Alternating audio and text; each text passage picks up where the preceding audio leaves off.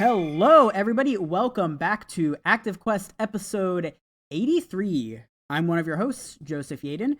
Joining me, of course, is the beautiful British boy, Mr. Chris Penwell. Hello, Chris. Hello, everyone. How is everyone doing? Good. I can see you. We're recording this on video. It's very strange. And it's cool. We've done 83 episodes and we haven't done it like a video call or anything like that. So hopefully this makes the episode better. I am hideous. Maybe... I apologize. That's what I was thinking about myself too. I'm like, holy moly, is that what I look like? God. And of course, joining us is Mr. Josh Nichols. Hello, Josh. Hello. How are you guys doing? Other than I realized I'm very ugly. I'm okay. Doing good, you, biggest Josh boy. Yeah. I'm gonna say what I said before we started recording. Josh, your hair is perfect. You have this perfect. I refer to it as Lego hair because it just sits just perfectly on your head. It's that's with with product. Otherwise, it would be like, Oh, you have product. Yeah. Okay. Well, anyway, why don't we talk about some video games on this show? But before we get into that, remember you guys can always find us on iTunes, Stitcher, TuneIn, anywhere that podcasts are available. You can follow us on Twitter at ActiveQuestShow. Email us at activequestpodcast@gmail.com. And remember to keep those iTunes ratings going. And they don't have to be perfect reviews. I mean, you can give us critiques and feedback. Yeah. Preferably that would be good too, but if one of us does something that you really fucking hate that we don't know about, we probably don't know about it. Let us know. Let us know. Well, let us know through a DM, then we can correct it. Oh, through a DM. Okay, then... all right. Thank you, Chris. And then review us 5 That's stars. True. That'd be great. That's true. Because you guys did that, Chris now has to play Red Dead Redemption 2, which I'm so happy about. Josh, how do you feel about that? It's a very good game. I'm looking forward to Chris playing. It definitely isn't perfect, and he might make the decision to, there's games where like the negatives kind of can outweigh the positives, and that might happen. But I think he'll at least have get some enjoyment out of it. So I do wish that Rockstar would hire somebody to help them with controls, because that's my biggest complaint. Is I'm like, why does this button do this? And there's just plenty of combinations that don't make sense to me. When are you going to start playing, Chris? So what's going on is that we're starting a new Twitch channel, called Active Quest Show, of course, and you can follow us there. We're trying to figure out how to set it up. So I have someone commissioned to actually do some work for us to set up a layout, and once that's all done, I will schedule a time. So keep it locked at Active Quest Show on Twitter to find out more. Okay, that's a good idea. Yeah, and then people can watch you play Red Dead. Yes, and I'm gonna pull my hair. I'm gonna be so frustrated, And then remember, keep the reviews coming, because then I'll have to play Kingdom Hearts, I guess. Yes. God, I gotta find something that I don't want to play but will play. If we get enough reviews. Maybe Marvel's Avengers. I don't know. That's a game you haven't been interested in. Anyway, so this has been a weird week because it's been busy in terms of like work. Yeah. Like I felt like I've worked crazy. Like, oh my god. And Chris, you too, as a news writer. So much stuff. But in terms of like significant stuff, I feel like really there hasn't been a whole lot of major groundbreaking news this week. But nonetheless, we'll talk about a bunch of stuff. Obviously, Gamescom is going on right now while we're recording this. By the time you guys hear this, it will have ended. But Jeff Keighley's opening night live occurred, and so we got updates on games that we... Yeah. Honestly, like, even knowing that it was just going to be updates on games we knew about, I was still kind of like, I'm gonna take it or leave it. I don't know. Yeah. But yeah, there's a couple things we'll get into with that. PS Plus and Games with Gold games were announced. Again, like nothing too wild there. And then I think like honestly the biggest news of the week, which is just a rumor, that tells you what kind of week it's been, is that there have been heavy reports that a Switch Pro or a new Switch model is going to be coming out next year. and it may support 4K, which is kind of odd. I don't know how that's gonna work.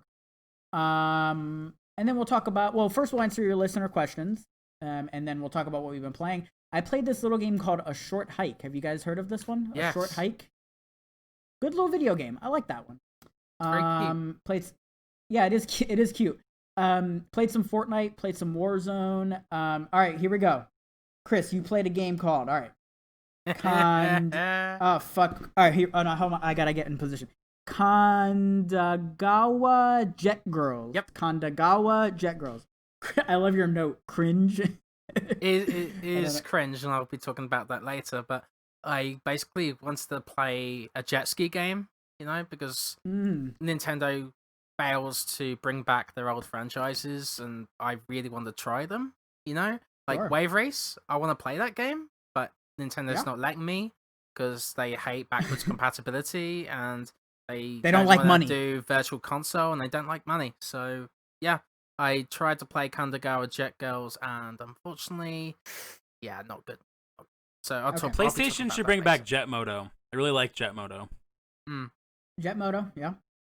Josh, you've been playing so obviously one of these games is I'm very familiar with and is fantastic. Castlevania Symphony of the Night. I'm excited to hear you talk about that. Spiritfarer, though, is another game that I feel like a lot of people have been talking about. So I'm curious to hear your thoughts on that. And you got to play that through Xbox Game Pass. Exactly. So yep. There's that. So which is what? What is Xbox Game Pass? It's the best deal in gaming. Deal in gaming. Yep. It takes purchasing decisions out of discovery, so you can just check a game out if you want. Xbox Game Pass. Game Pass. The unofficial sponsor of Active Quest. So yeah, other than that, has everybody had a good week? Obviously, it's been busy. Anything interesting happen? I have an ear infection right now, so that fucking sucks. Those hurt really bad. I'm chugging through it. Yeah, they do. This is my first ear infection ever. Shit. Yeah. So obviously, I'm a baby and I didn't handle it well. I was crying to Kennedy.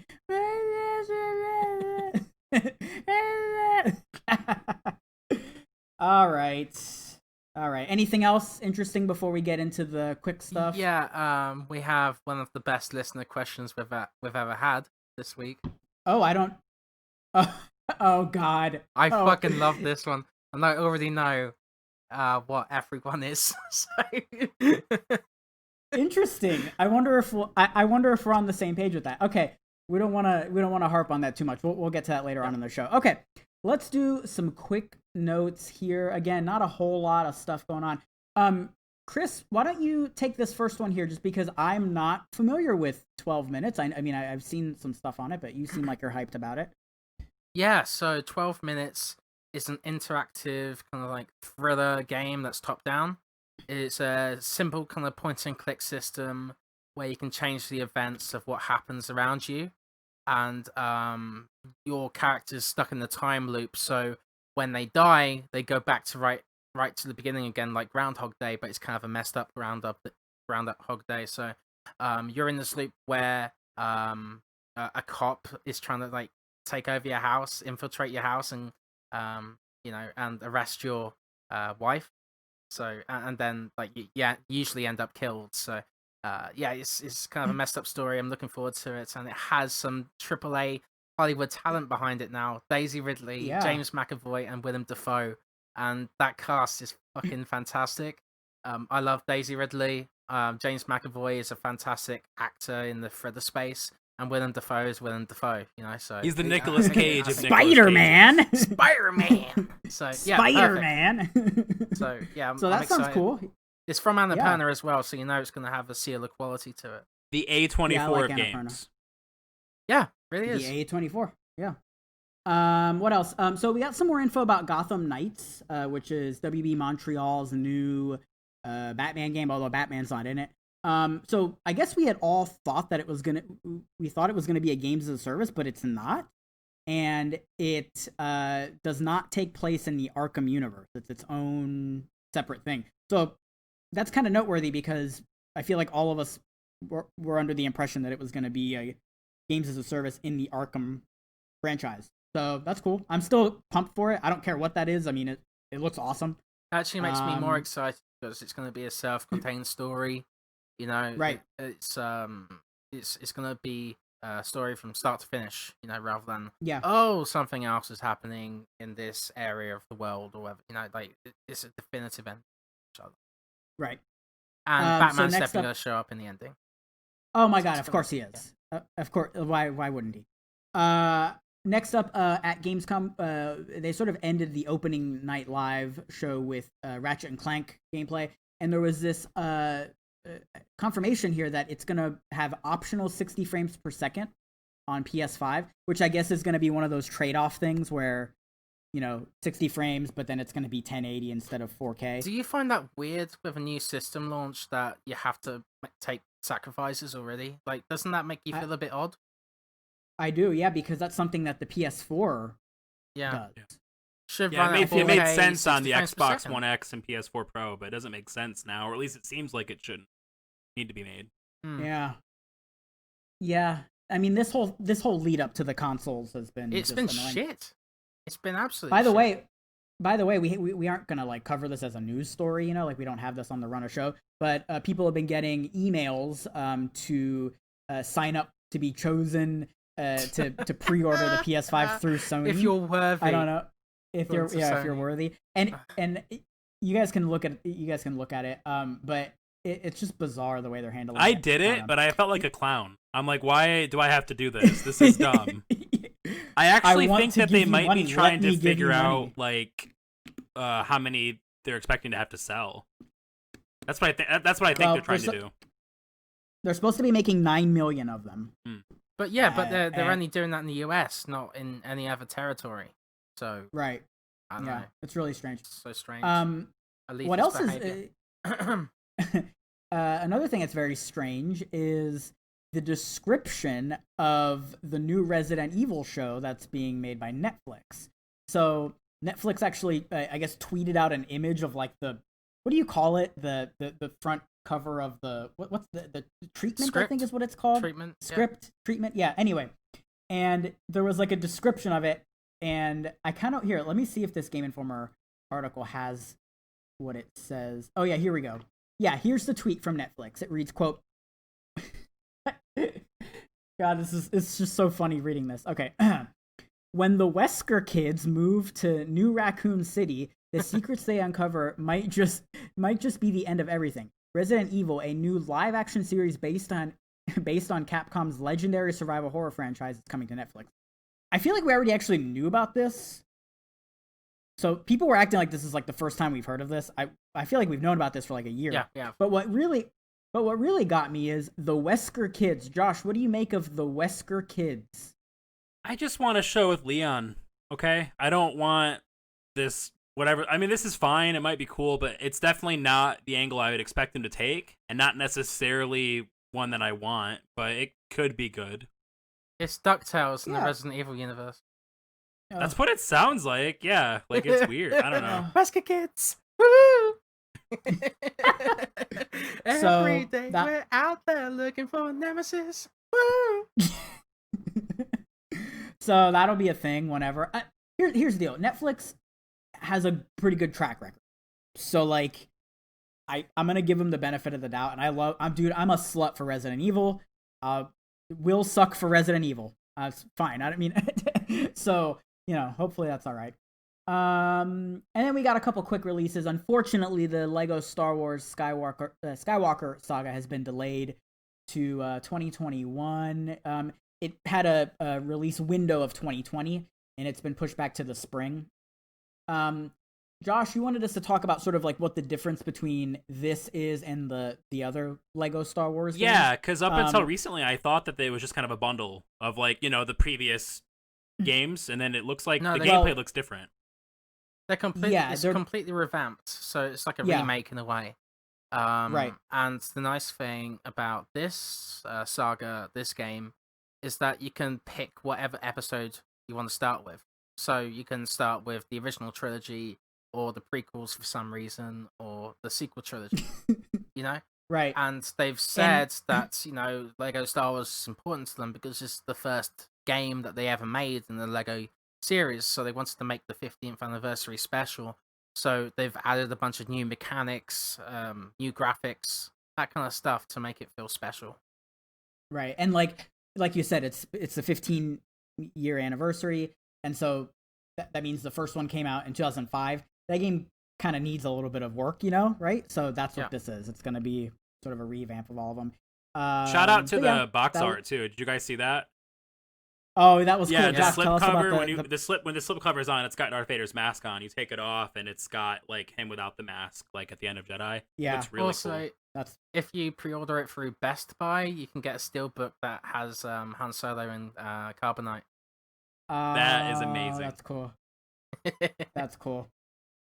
That's cool. All right, Chris, why don't you take this next one? Just because. Yeah, I'm the Kingdom Hearts guy. So yeah, the rhythm action game based on the series, Melody of Memory, is coming out on November 13th, which makes it like the first Kingdom Hearts release on Switch. It's also coming to Xbox One and PS4. Yeah, I'm excited for this. One thing that I'm a little worried about is that it's very small. It's 5 gigabytes on the Switch, which is tiny, especially when it has over 140 songs. So how much content is really in it? But yeah, interesting. I'm looking forward to playing this. And it's on my birthday week, so yay!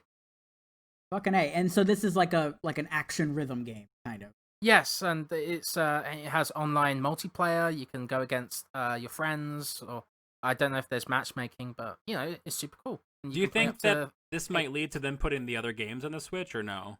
Perhaps, yeah, because it seems like the cutscenes might be in engine, so those run on Unreal Engine 4, right? So I don't know. It might be cool. We might be able to get like the Kingdom Hearts games on there. Those games need to come to Switch. It's ridiculous. Like I don't understand. It's absolutely bizarre. It'd be so good just to play at least those the games first two, because they could definitely put. I mean, those are PS2 games. They could definitely at least put the PS2 versions on there. Yeah, they can probably do the whole collection up to Kingdom Hearts 3, pretty much. Before Kingdom Hearts 3. Because a lot of those games PS2 era and the graphics.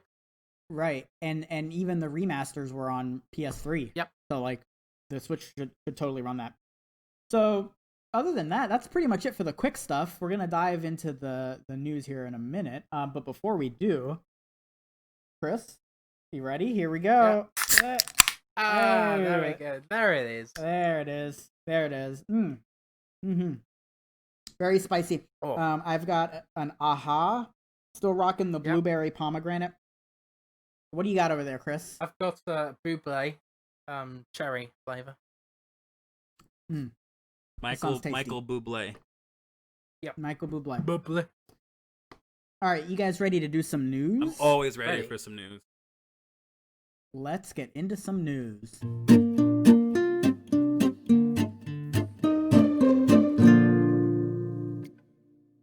Okay, so first story here. This is kind of going to be a wrap up of the Gamescom opening night live announcements.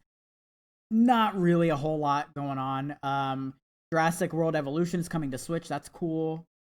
We got to see the Call of Duty Black Ops Cold War stuff, which actually that stuff, I posted a video on my Twitter, like showing the in-game reveal in Warzone. That was really fucking cool. I don't know if you guys saw that. Yeah, that was like really awesome. Yeah. Yeah. Basically, let's quickly cover that because that's kind of an important topic. So there was like a separate mode in the game in Warzone that was like specific for the reveal, and so you would jump in and you would have to do these like little tasks in game, like go here, pick up a key card, talk to this guy, and then finally, you would like have to run to the stadium, and then the trailer would show, and it was just so cool, man. Like I've never seen anything like that in game. I know Fortnite has done stuff like that before.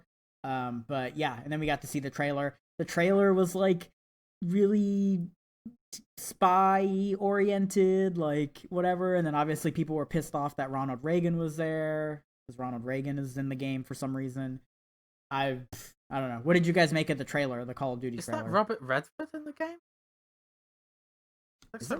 Ronald Reagan's definitely in it because he's a piece of shit, and he was kind of involved with the Cold War stuff a little bit, I think, right? I don't remember. I hate Ronald Reagan. Yeah, a lot of people don't like him. I'm excited for it. I really like how it looks graphically. For me, this looks like a pretty good balance between, like, it looks next gen, but like obviously it's still going to be on PS4 and Xbox One, but it still looks like we're getting a good jump, which is nice. Right. It still looks really new. Cinematic though. Yeah, it looks cinematic. Oh, you're saying you think it might be just CG. cinematics that we're seeing? Yeah. Even then, though, like those even if those are cutscenes, though, like they look really good. Like I don't know, and it makes me excited.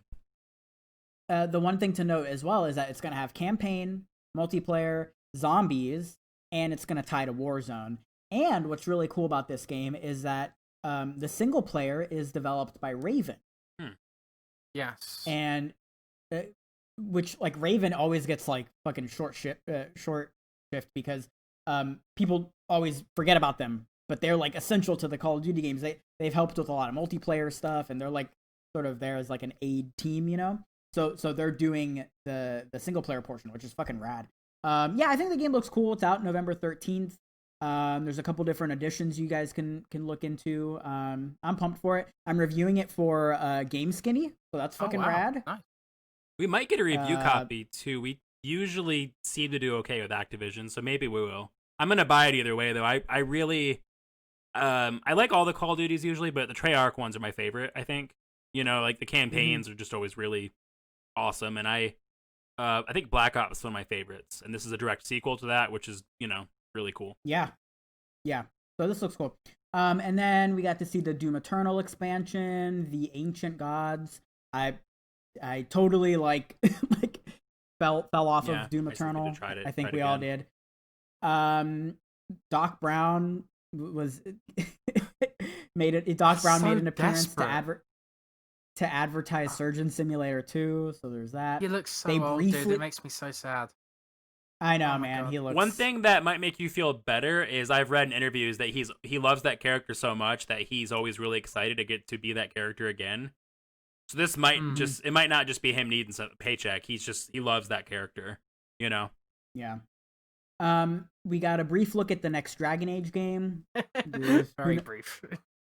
Who knows how long that? I still think that wasn't in development when they announced it. I think that was them seeing like, hey, do people want us to make this? Oh, they do. Okay, we'll start making it. You know. All right. Yeah. New Sam and Max game. World of Warcraft expansion, Shadowlands. I did a write up for that, and I don't really know a whole lot about WoW, so there's that. What else? Oh, Little Nightmares 2. That's cool. That's coming out soon. Game of that show for me. That looks incredible. That's coming out soon. And the first February game was 11th. Amazing. If you haven't played it, please do. Especially if you're a horror nut. Like, it's super creepy, and it's the perfect game for Halloween. So play that at Halloween, and then on February 11th, check this out. I totally recommend the series. Josh, I know you like the spooky games. Yeah, I still need to play the first one. I got it on sale a while back, and I played like the first level or area, and it was really cool. It's like Limbo and Inside, but you know, kind of, yeah, the same sort of vibe.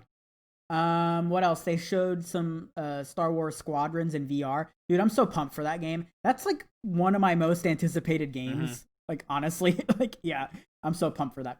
And then there's going to be a Star Wars themed expansion in The Sims 4. And it's Star Wars Journey to Batuu is what it's called. Sorry, go ahead, Chris. And it's set in Galaxy's Edge, the theme park in Disneyland. So that's fucking awesome. I would love to go there, but can't because fucking pandemic. You can with this game? Yeah, that's true. That's true. We got to see more of Mafia Definitive Edition. That looks really good. And then we talked about the Lego Star Wars delay. What else? Fall Guys Season 2 is gonna have medieval costumes. That seems cool. And then Medal of Honor in VR from Respawn. Interesting that they're bringing that game to Oculus Rift, which is why I'm so like, oh, okay. Yeah, interesting because the last Medal of Honor game, what was that called? Medal of Honor. I think it was just called Medal of Honor. Yeah. It had the guy on the front and it went sideways. Warfighter. Yeah. that came out in 2012, and it was like, you know, a Call of Duty knockoff basically. And apparently, that game sold like shit. Yeah, it sold like ass, and so yeah, then they never. It's frustrating too because that used to be like a good series. Like it wasn't a Call of Duty knockoff. It was like, you know, it stood right next to the games it was competing with, and then it's been an afterthought for like at least the last 20 years maybe. I honestly think they should ditch the. I was talking to you about this, Joseph, but I think they should ditch the Battlefield series for a while and maybe move on to Medal of Honor. You know, because I don't know, Battlefield's kind of had a bad rap for the last like 5 years. You know, it had that terrible hardline game, and then Battlefield 5 had a lot of controversy around it. So I think EA should distance itself and from that series. Give it a break, maybe. Medal of Honor, yeah. Give it a break, yeah. I actually like all their games. They don't feel as good as Call of Duty does. No. So Chris, see if they'll give us a Rift, then we'll review it for them if they want. Yeah, see if they'll send us a Rift.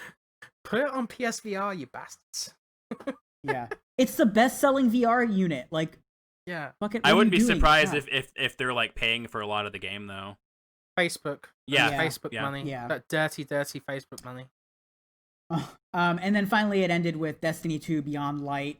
It showed off their stasis subclasses. So I guess the 3 classes are gonna now have their own subclasses, and they all have their own unique abilities and stuff. So you Destiny nerds can look if there's into that. Anything Destiny needs, it's more options and this and subclasses and menus, and because that's what everybody likes the most in Destiny is flipping through menus and reading.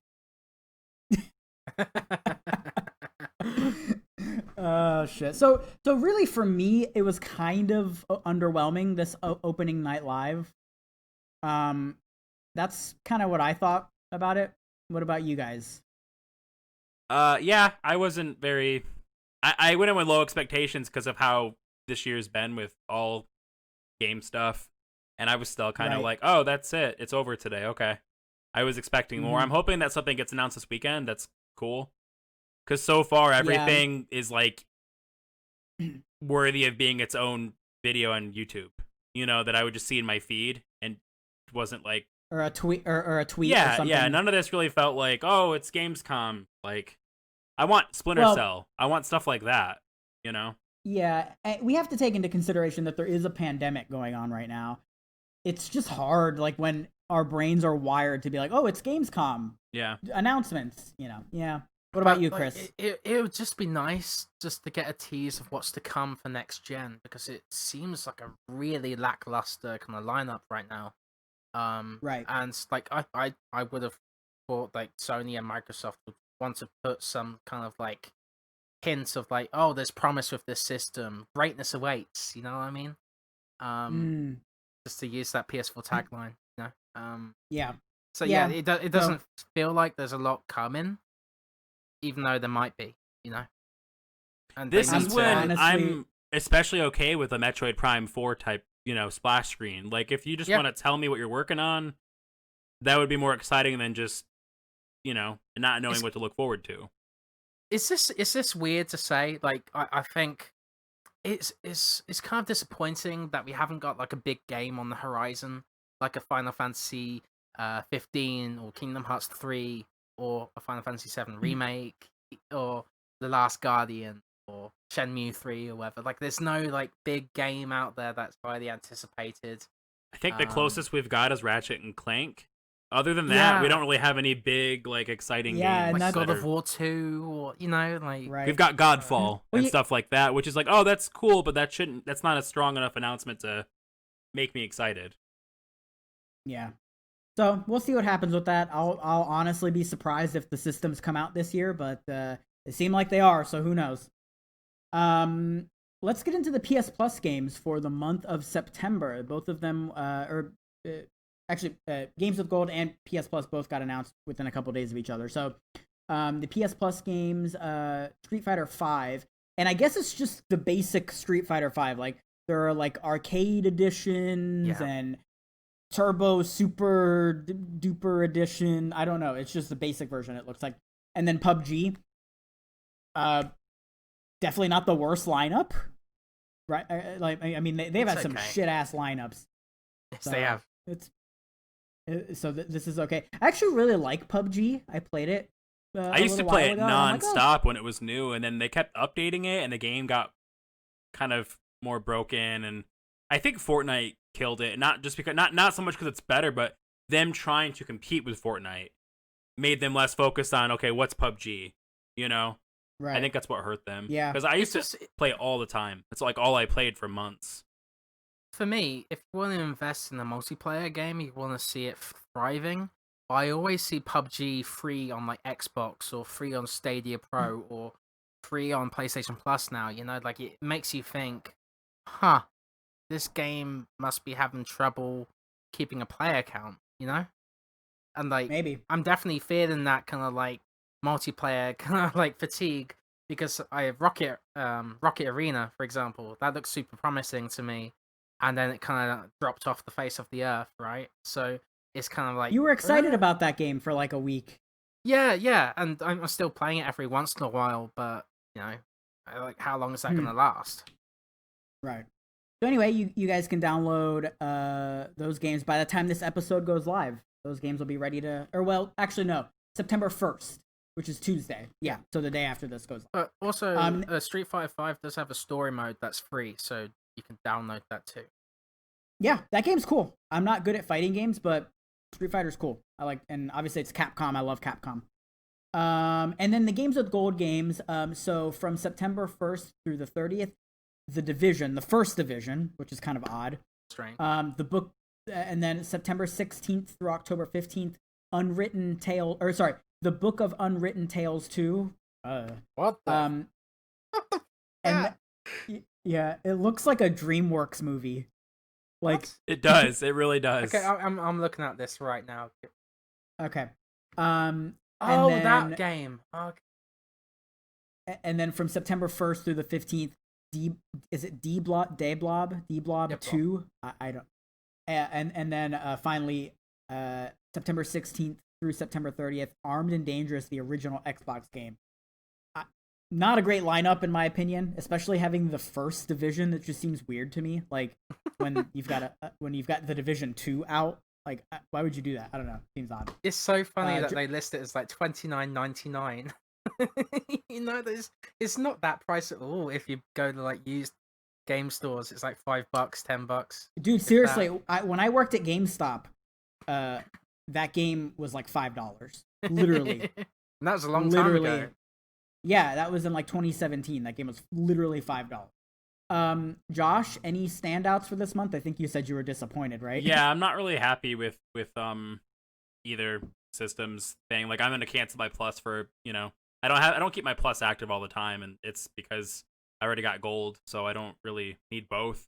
And yeah, those games. Sorry, I was just watching the trailer for the Xbox games, and they're like, you know, Major Nelson's like, here we go, and it's like, these all look bad though. None of these look good to me.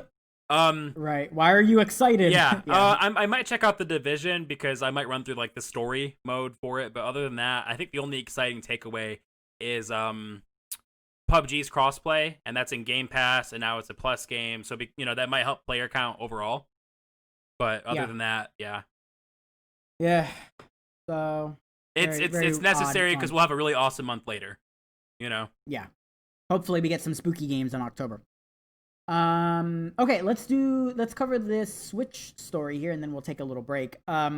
So there was a report from Bloomberg, and actually not just Bloomberg. There were a couple other sources on this as well, that basically point to a Switch Pro coming out as early as next year.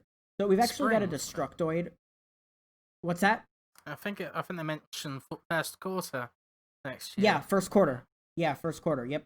So we've got a Destructoid article here. This is Chris Carter. We'll read a little bit of this here, and then we'll jump into some discussion. So here we go. Quote, we've heard from various sources that Nintendo is planning on developing a, quote, Switch Pro of sorts for several years. From the jump, outlets have reported that Nintendo has been looking into upgrading the Switch's hardware to be more competitive, but outside of nebulous release windows that have all came and went, there aren't very many specifics. Now we have more hope thanks to a report from Bloomberg. as Bloomberg states, Nintendo, quote, has looked into including more computing power and 4K high-definition graphics, end quote, which could come in the form of a new Switch. That Switch could come next year, and an analyst predicts that with the additional hardware upgrade, the Switch family could surpass the Nintendo DS's lifetime sales. The Switch is currently at 62 million units sold, whereas the DS hit 154.02 million sold across its various iterations, so that's a tall order. Bloomberg also reports that there are, quote, major games, end quote, planned around its release, but that's probably one of the most vague Nintendo insider statements I've seen in a while. If Nintendo is planning on an enhanced version of the Switch, you can bet they would want to promote it. It's just common sense, blah, blah, blah. Okay. And then we've got links to the articles there.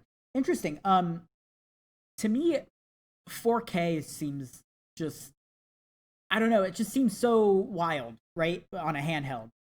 I just keep thinking about what that battery life would be like in 4K. How much is it going to cost if it's 4K? How is that going to work in terms of like segmenting the games? Like, are there going to be exclusive games to it? Well, there must be, right? Well, how is that going to work with the audience? It's just odd. Josh, what are you thinking here on a Switch Pro? And do you think this is real? I think that history certainly lends itself, to this being real, because Nintendo's done iterations on every handheld they've had.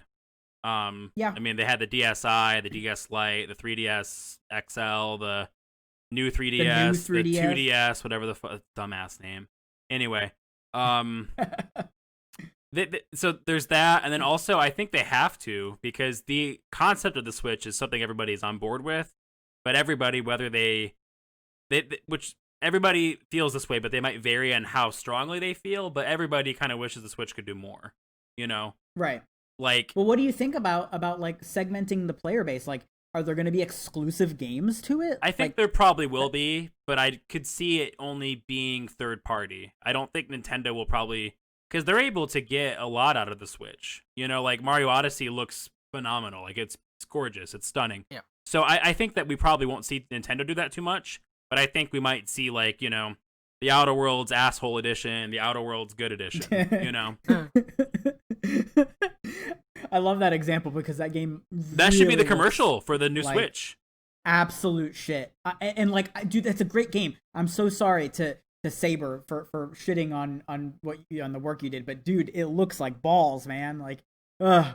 Like, there's only so much they can do, and they probably listen to third parties that are like, Nintendo, please, dude, you need to do something about this. You need to power up your system, because there's only so many PS3 games you can port over to the Switch, right? Mm-hmm. And it would be lovely just to play some more current games on there and have them released day and date with PS5 and Xbox Series X.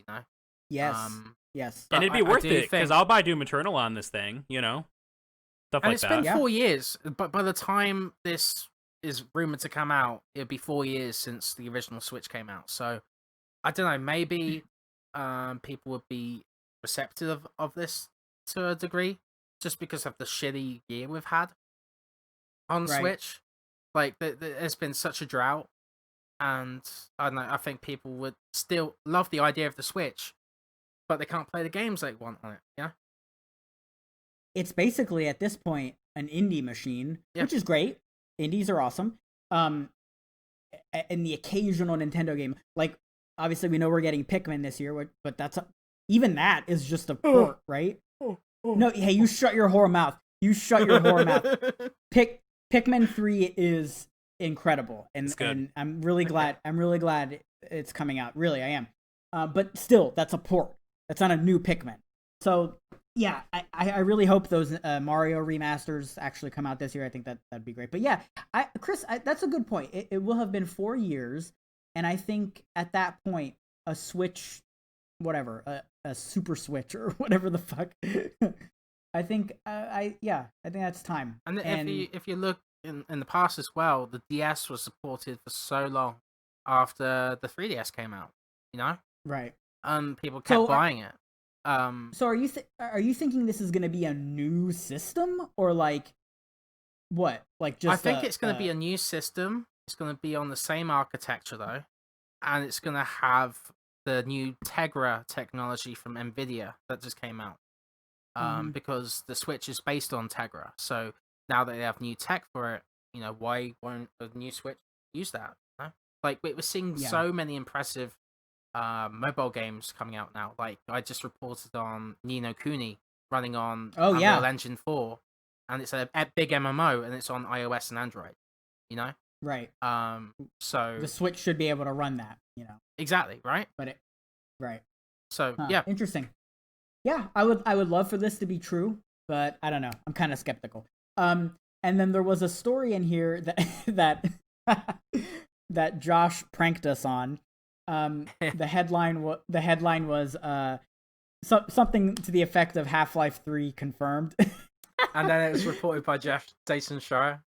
Jason Schreier from Bloomberg, and Josh changed the hyperlink so it actually looked real. And then I clicked on it, and of course it was a Rickroll. So Josh, thank you for that. Yeah. Okay, so that pretty much wraps us up for the news. Let's take a little break, and then we'll answer your listener questions, and then we'll talk about what we've been playing. So we'll be right back.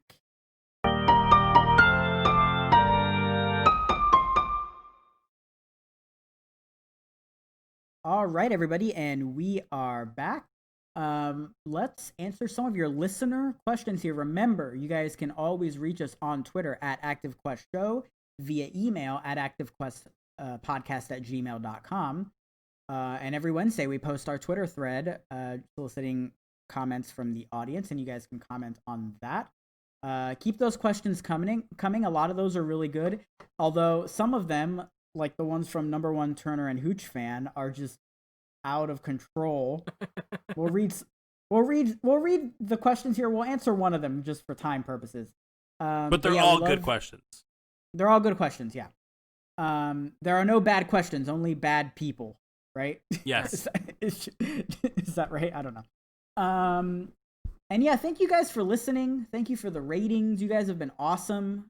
We've been doing this for almost 2 years now. Isn't that wild? Nuts. That's absolutely because we started around the Game Awards. I remember Game Awards 2018.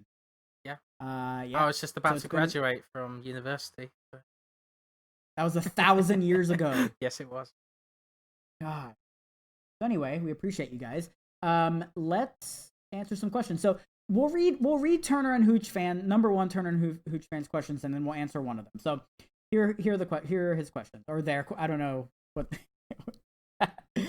if it's they or she. Number One Turner and Hooch Fan. My dad somebody finds thought it funny that was too, funny. apparently. Oh my god, his sneeze. Your dad's sneeze. Oh my god, dude. I played that back so many times. I still listen to that. Oh my god, that was amazing. That fucking sneeze. Yeah, all right. My family are very loud. Very all right, loud. here we go. Number One Turner and Hooch Fan. One more WAQ wet ass question coming at you. Droplet emoji. How many double cheeseburgers from McEldoos do you think could fit in the entirety of your house or apartment? And can you please relay your answer in the form of an equation? Thanks in advance. Yes, hello. There was a man that contacted me named named Biff Tanner trying to sell me oranges. Do you guys think he's reputable? Thanks in advance. And finally, hey guys, coming at you with another piping hot question. Fire emoji. If Donkey Kong were a donkey instead, would he have been called Gorilla Ass? Yes. I think so. I think so. So that's us answering your question, Zink. Or not Zink. Oh god, I gave his identity away. Oh no. Oh god. Okay. And then we've got a question from Michael Schwick, who we actually had on the show a couple months ago, from Digital Days Gaming. And he asks, there's 3 of you and 3 Powerpuff Girls, so who's the Blossom, Buttercup, and Bubbles of the podcast? This is an awesome question. I really, really like this question. Chris, you had a lineup in mind, didn't you? Yeah. Okay. I'm definitely Bubbles because I'm soft. And then Josh is Blossom. And okay. You're Buttercup because you like metal. Okay, fair enough. And I actually, I think that makes sense. I think I am Buttercup for sure. Yes. But I don't know. I'm thinking of between you two. Which ones? I can't remember Blossom very much. Sorry, Josh. She's sort of like the leader of the. Yeah. She's the leader of the group. And she's got the big. And she's got her big bow and her big red hair. Yeah, Blossom's cool. I'm good with that. Yeah. Okay. All right. So I'm Buttercup. Chris, you're Bubbles, and Josh, you're Blossom. Yep, I think Bubbles is technically the coolest though because she's voiced by Tara Strong. That's true. That's true. Josh, did you want to change up that lineup, or are you cool with that? I think it's good. I think we should do a birthday party dressed up as them and stuff. Like, oh no! Oh my god! God. Dude, that fucking episode of that show where like the grown men dressed up as them. Do you remember that? Oh yeah, I remember Professor Utonium's legs. Yeah, they had hairy legs and shit. Oh man, that was terrifying. As a kid, I was very upset. Up with that reaction on the camera? That's great. What was up with that episode? Why were they dressed up like that? What was the plot? I don't remember. Dude, that show was kind of messed up. I was upset with Professor Utonium's chicken legs. You know, they were like skinny and like hairy. Oh, you know what's weirder? They also take place in the same universe. Oh my god, they are making live action show. That's bizarre too. I wonder if they're gonna have him and Mojo Jojo in it. Probably. Oh god. I hope so. I hope Professor Utonium and his chicken legs too. Jesus. All right. Well, anyway, with that being said, let's talk about what we've been playing. Chris, do you want to kick things off here to talk about Kandagawa Jet Set Girl, or no, not Jet Set Girls. Jet Set Girl. Kandagawa Jet Girl. I wish I was playing Jet Set Gemini. Jet Set Radio Kandagawa. Jet Set Radio. That's what I was thinking of. Right. But yeah, Kandagawa Jet Girls.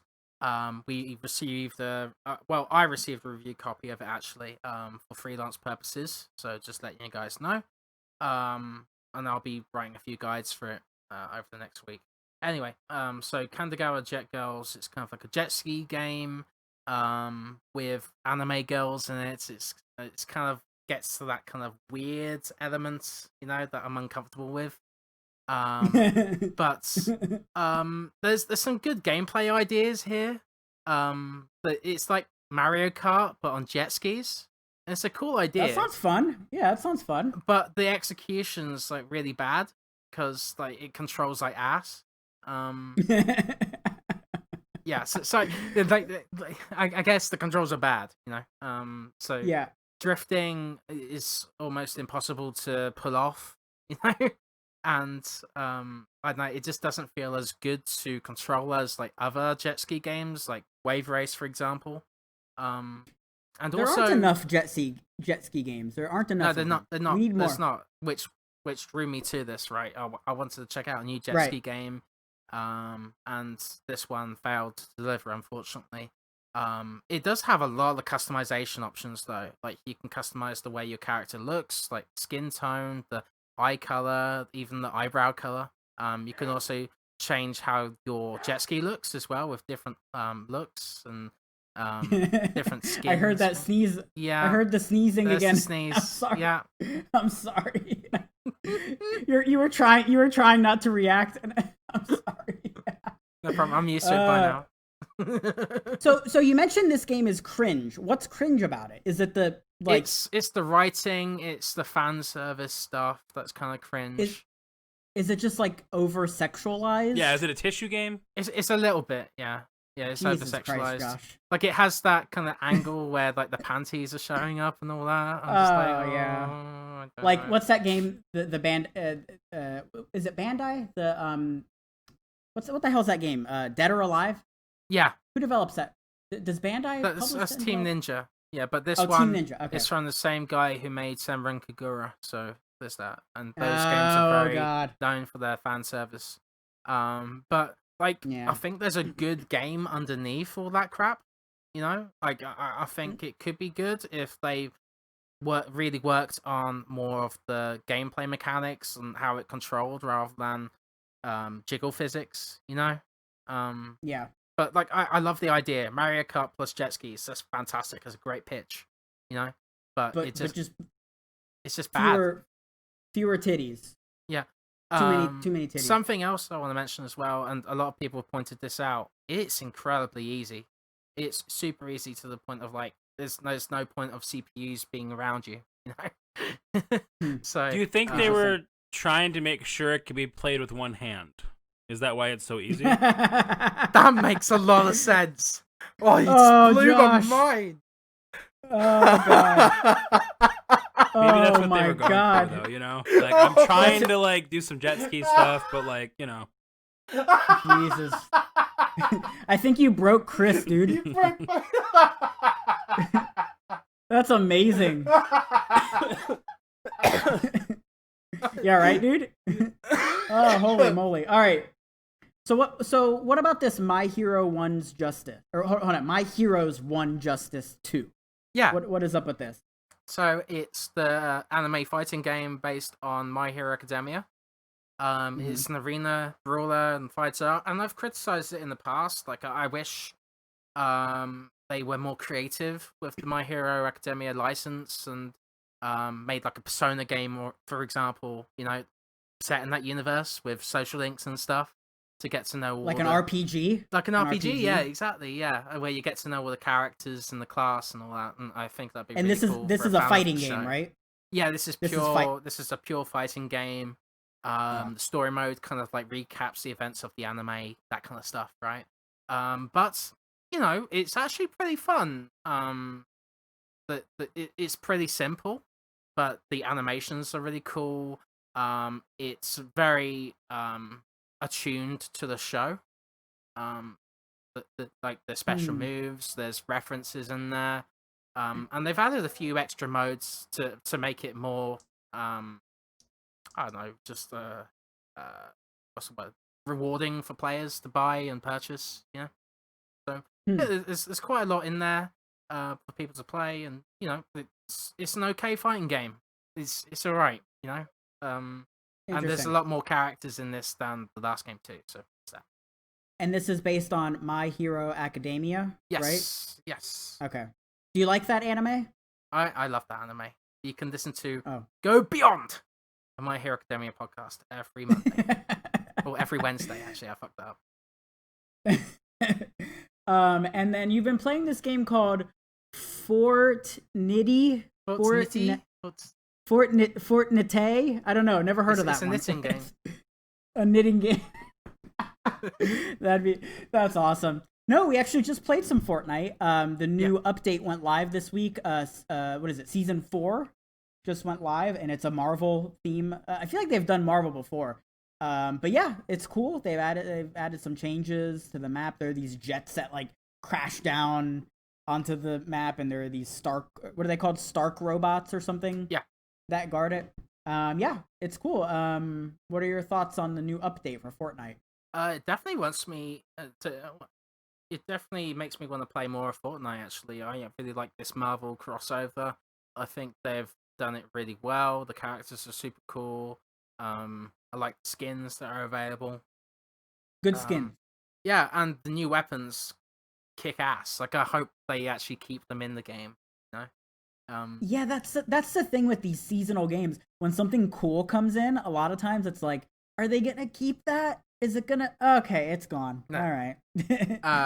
But so, yeah, I like the mechanic that they've added where you can gain like different superhero powers, like Groot being in like this kind of like full contraption made of wood. Oh, I saw you running around in that. Yes, or you could go on Silver Surfer's kind of like fucking board. So there's a lot of cool elements that they've added that just add elements to the Fortnite formula in a great way. You know what I hate about the Fortnite formula, and you already know what I'm gonna say. The fucking building, dude. Yeah. The building gets on my nerves so much because we were playing today and we were shooting at people, shooting at people, and then they just build a fortress right in front of them in like 2 seconds, and I'm like, God damn it! And I know that's like part of the game. That's Fortnite. It's called Fortnite for a reason. I understand. It's just annoying when I'm shooting at somebody and then they do that. That's what I think. I don't know. And it's I find the building kind of mechanics kind of cumbersome. To me, evidently they're people are good at not. it. Yeah. So yeah, no. I'm just too old. I'm too old, Joseph. Well, it's also just that's not what you're wanting out of it. You know what I mean? Like, I get that. Like, I'm competent with building. I can build to survive to an extent. Like, I can put up a wall really quick, things like that. But I can't build an entire apartment when someone's reloading. And that's where, like, if someone's in the like the final 5 that can do that, I'm not gonna win. You know? No. Right. Unless you have a rocket launcher. Yeah, or grenades. Yeah. That's smart. Josh, talk to us about Spiritfarer. Am I saying that right? Spiritfarer? I think so. Yeah. So this game is really interesting in that it's a management game, like with like you're creating like is that the word for it? Management game, sim, management sim, something like that. Yeah, management. Yeah, it's one of those games. So, excuse me. It's if you're interested in the graphics or the story, but you don't like that, then you're not going to be able to get into it because it's a really big part of it is creating items that you need to then create other items. And the whole premise is you're basically like the boat captain of Purgatory, I guess. Like that sounds awesome. Yeah, like so basically when people die, they before going into the afterlife, they may need they might need to do stuff still. And that's what you're there for. You're kind of like the in between. And that could be helping them, get over things that maybe they haven't processed yet from when they were alive, or maybe they just want to like eat some good ass food or whatever. So it definitely is an interesting approach to death in that it doesn't feel morbid or anything like that. It feels kind of therapeutic and cathartic to kind of discuss death the way that they're handling it. But there's times where I'm really anxious for like the next kind of story beats to happen, and instead I'm like I get wrapped up in the okay, I need to get more linen cloth, and to do that I need to grow more of this plant, and then I need to do some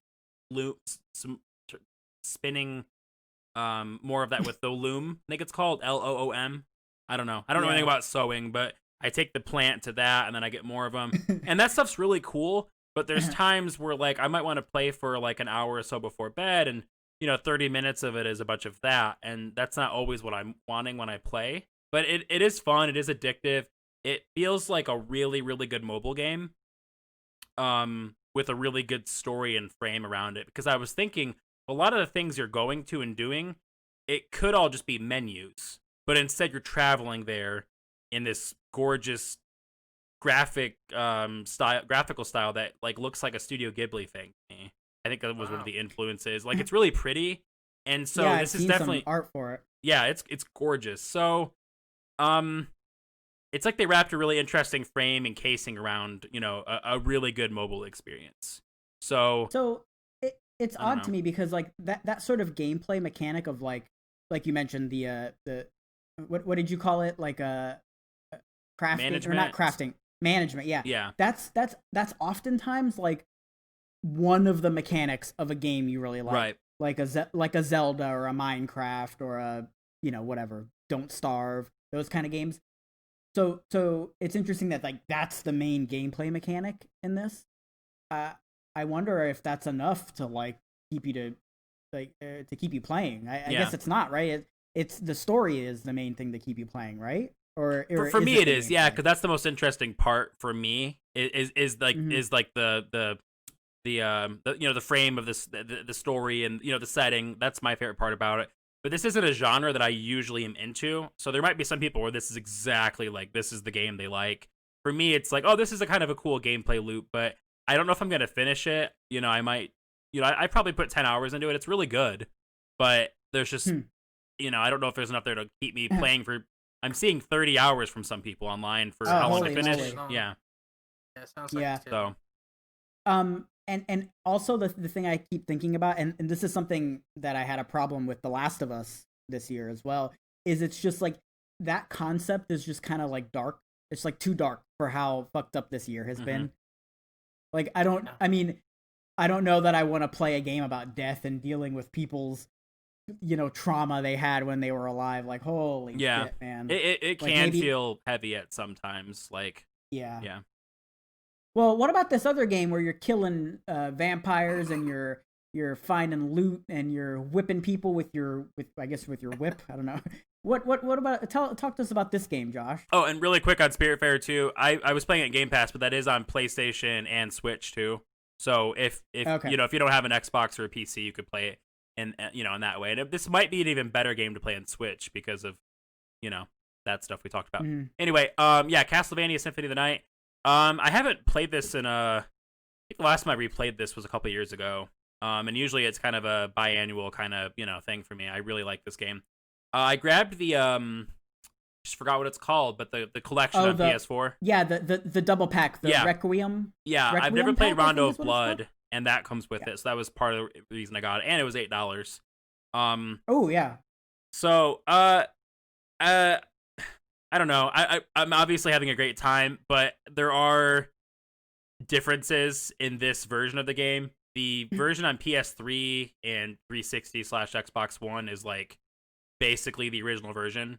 So like if you really liked that wonky, weird voice acting and that kind of stuff, this game kind of smooths that out. So you're not going to hear "What is a man? A miserable pile of secrets." You're not going to hear that stuff in this version.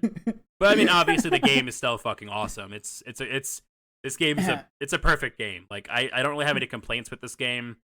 Yeah. It's just it's great. It's fun to play. I love how the save points are set up in the game. It's really easy to play this for 20, 30 minutes or even 15 minutes and make progress that feels worthwhile. And that's missing from a lot of games these days, I think. So I really like that too. Does this collection have save states? No. Oof. Okay. No save states. I was because I think I the way I played it recently, I think had save state. I'm pretty sure. I can't remember, but anyway, yeah, that game's awesome, and I think it's an important game. And I actually think some of the later DS games are better, which I know is controversial to say, but what this game did for that genre is so important, and I still think it holds up because I played it recently in that collection as well, and I'm like, yep, this game is still fucking solid, and I want to be able to play it on Switch, and we can't. So I was about to mention that. That's just insane. Another game like Kingdom Hearts, that it's just like, how isn't this on Switch yet?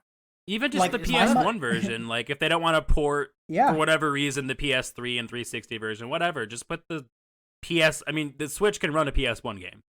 Like there's no doubt about that, obviously. So they should at least just put that on there. Yeah, very strange. And then I already talked about Fortnite. I already pretty much talked about Warzone. That game. Actually, I've been playing the what is it? What's it called? King Slayer Trios. Because I had a little bit of work to do for that, dude. It's insane. Like Chris, you know how at the beginning of a battle royale match, how there's the pre-game lobby, and I'm always saying like, they need to just make this a mode. This is pretty much that. Yes. So like, the only difference is that you're not automatically on the radar. You have to have a UAV, but there are UAVs scattered throughout the map, and you can find them in chests. And the circle's really small. It's like pretty much the size of how big the area is where you are in the pregame lobby, and so it's just fucking chaos. And then there are these king people that show up on the map, like the most wanted people, and if you kill them, you get extra points, and so you also get a kill streak. So it's just explosions and UAVs going on, and you can and you can spawn in with your loadout too, so you don't have to like use the bullshit weapons. So. And then I use a rocket, so then it's just rockets and UAVs, and then the other thing that's crazy is the gas moves. So like it's not just in the same spot the whole time. You have to like pay attention to it, and it rotates, and like you can get stuck in the gas and stuff. So it's really cool. I hope they keep this, kind of like what we were talking about with Fortnite. So yeah, that's like one of the new things that just came out this week or last week, I guess, by the time you guys hear this. And yeah, it's awesome. Super chaotic. Don't have to think too much. You can just blast people and have a good time. And then a short hike. Let me talk about this because this game was cool. I beat it last night. I beat it in one sitting in like an hour and a half. Oh, really? Yeah. I didn't like 100% it or whatever. I just wanted to like get through it. And it was cool. There's a lot in there that I'm like, man, this is like this could be like a full game in and of itself. Like, you like talk to people and they trade you for an item, and then you use that item to help you do another thing. And I really like the feather mechanic. Have you guys played this game, A Short Hike? I played like half, but I haven't finished it yet. Yeah. Okay. Well, basically you find these golden feather. You're like this bird or something. I don't know. And your goal is to get to the top of the mountain, kind of like in Celeste, although it's not like anywhere near. Yeah. And the perspective is different. So like Celeste is obviously 2D side scroller. This is sort of like top down almost. It almost looks like a PS1 game, but like it's smooth. It's not jagged or anything. I was gonna say it looks more like an N64 game. It looks like more polygonal in a way. Yeah, kind of like Animal Crossing, like old Animal Crossing. Yeah. Right, and like the camera shifts too, so it gives this illusion of 3D. Even though I guess it's hard to describe. It's kind of 2D-ish. What's it called? It's almost isometric. Yeah. Yeah, kind of like that. Anyway, so you're trying to get to the top of this mountain. But the feather mechanic is really cool. So you collect a feather, and it basically allows you to like flap your wings more, and like it allows you to climb. It's sort of like the climbing mechanic in Breath of the Wild, where like the bigger your climbing stamina is, the more you can climb. So it's like a mixture of that. And so you want to collect as many feathers as you can so you can get up this mountain. So I thought that was really cool. The writing's awesome. You like go around this island and like collect things and talk to people, and it's just so funny because it almost reminds me of A Night in the Woods, and that they're all animals but they talk like humans, and it's like they talk like a human would talk today. It's not like old like unrelatable video game dialogue that is just like, okay, people don't actually talk like that. It's kind of funny though, like having animals kind of seem like someone you might have talked to in like high school or something, Right? Yeah. They're like super anthropomorphized and all that. But yeah, it's cool, and I love that you can beat it in an hour and a half or however long. I bet you could speed run it even faster. Love the visuals, love the music. It's cool, and I think I got it for like $10. Did you get that on Switch? Because that just came out on Switch, right? Yeah, it did just come out on Switch. I don't. It might have been on sale. I might be crazy with that. I don't know. Anyway, it's cool. It might be on your Epic Games list as well, because that was it was free on Epic game too. Yeah, and it's not for everybody, I'm sure, because it's there's no combat or anything like that. I guess if I had to label it, it's a platformer, I guess. Like I think it's a really good game for this year, though. You know what I mean? Like it's warm. It feels nice to be in that world. Yeah, it does. It does. Yeah, and it's like super positive, and there's no like darkness to it. You get to the top of the mountain, and then like you call your mom on the phone and tell her you're at the top of the mountain and stuff, and you're talking with her. It's just kind of cool. Yeah, it's sweet. It's cool. I liked how they handled the phone too, because I didn't finish it yet, but when you try to use the phone in most of the game, or at least up to what I've played, it's like you can't get service. Right. And that's kind of a cool way to handle that, not being a mechanic. The reason you're climbing to the mountain is so you can get service. That's right. That's right. Yeah. Yeah. So it was kind of cool. But yeah, I bet if you 100%ed it, it would take you, I don't know, 3 or 4 hours, maybe. I don't know. So yeah, cool game. And that pretty much wraps us up, I think. Yeah, that's it. Man, Josh, you're making me want to play Castlevania. It's good. It might still be on sale. Oh, you already own it in PS4 anyway. I have it like on every platform you can possibly have that. Not on Switch though, because it's not on there. I wish it was. I would play that all the time. What's that, Chris? It's kind of fucked up that I've played Bloodstained and finished it and haven't played Symphony of the Night yet. It's really good. Like it's really good. That is odd. Yeah, that is odd. Yeah. You need to get on that. Didn't you play the Bloodstained on Switch? I played it on PS4, so it ran. Oh, good. Game. Oh, yeah. Oh, good. Did they ever fix that on Switch? A little bit, I think. I'm actually waiting to play that until Series X comes out, because I feel like I'll probably have more fun. You know what I mean? If it's got that extra I'm hoping the extra hardware will be enough to make the game good without, or not good, but run better without them patching it. Yeah. Well, all right. That pretty much wraps us up. Chris, where can people find you when you're not on the show? Yeah, you can find me at Penwell Writes on Twitter. You can read my stuff on The Gamer.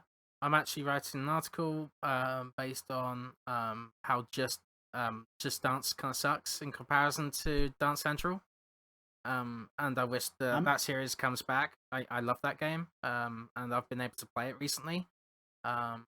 Because it's super cheap now. So there you go. I'm with you on that, by the way. Yeah, Just Dance is just crap in comparison. But also, you can check out my other podcast, Go Beyond, a My Hero Academia podcast with Vaughn Hyde.